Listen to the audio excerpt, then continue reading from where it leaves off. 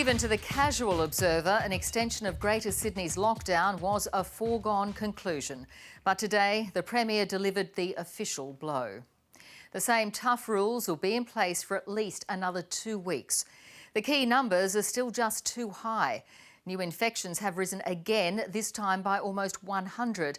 And a third of those people were infectious in the community. There were extraordinary scenes in southwest Sydney. Thousands were forced to wait hours for a mandatory COVID test. Tonight we have reporters from Sydney's east to west. Let's go straight to Kathleen Calderwood in Fairfield, where there's been a lot of fury and frustration, Kathleen. Juanita, that fury and frustration has been on display for everyone to see.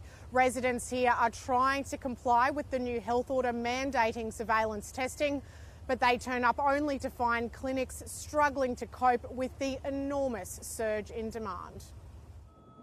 Huge queues, kilometres long, hundreds of cars and hours to wait. Oh my God, very, very long time, since about maybe 4 hours.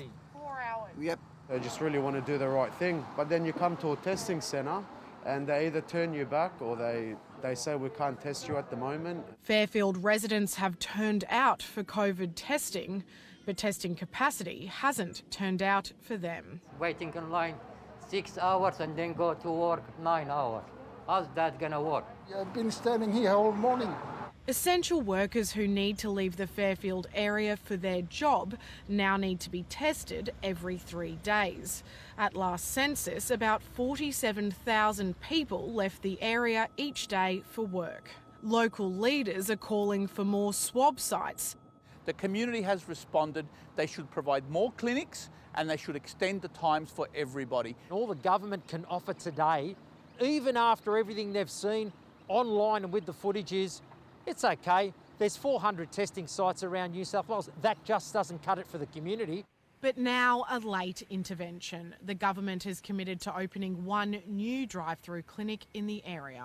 I apologise if anyone was inconvenienced. Our message today is obviously we're increasing testing capacity all across those key areas.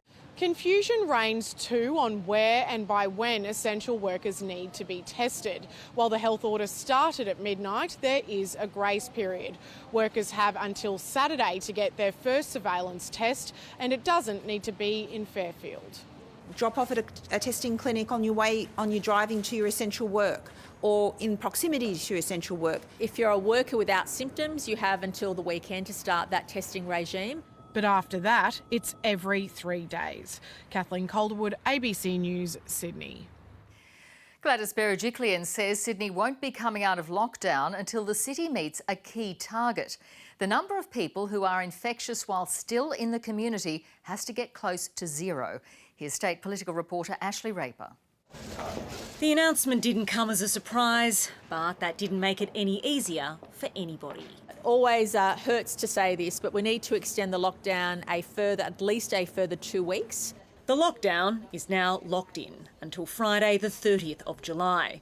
Homeschooling will remain, so will the existing rules. We know the settings we have in place are the right settings. What we don't know is what proportion of the population will choose to follow those settings. So there will be no tightening of the restrictions, but there is a toughening of the message. This is a hard lockdown, and I can't stress this enough that everyone needs to take it seriously as a hard lockdown. There are 97 new cases, 61 can be linked. At least 31 cases were infectious in the community. The number of infections in the community we want to get down to zero.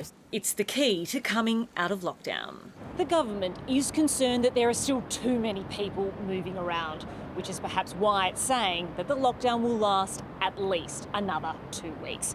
Many people out and about are going to work, but New South Wales is refusing to define who is an essential worker.